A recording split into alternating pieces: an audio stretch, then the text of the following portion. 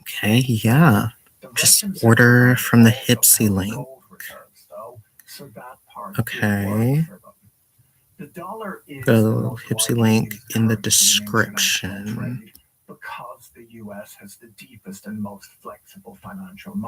In the description.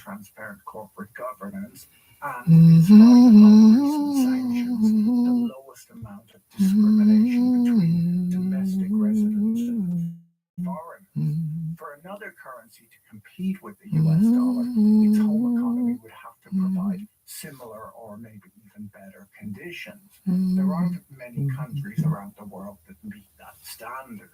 The world uses the dollar as a reserve currency not because the United States forces people to use it, but because a number of the largest economies run persistent trade surpluses, selling more goods than they buy.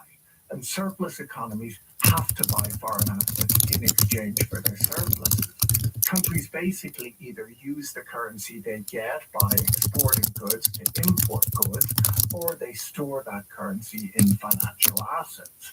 The United States is the only large economy that's willing to generate deficits to soak up the surpluses generated by other large economies around the world. Surplus running economies like China could, in theory, buy assets in other large global economies like the EU and Japan, but these economies, along with most other advanced non-Anglophone economies, run persistent surpluses themselves and are net acquirers of assets abroad. If China were to accumulate large euro reserves instead of US dollar reserves, the ECB would either have to put Okay, up this is cool. with enough of an appreciation in the international value of the euro to undermine its export sector and force the economy into running deficits, or it would have to accumulate an equal amount of foreign reserves to neutralize the net impact of Chinese inflows, meaning that higher Chinese purchases of European reserves would be matched by higher European purchases of foreign currency reserves, which would almost inevitably mean buying dollars. This would also mean an uncontrolled expansion in the domestic European money supply.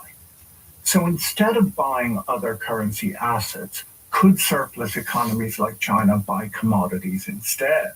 A lot of people have been suggesting this. Unfortunately, this too might be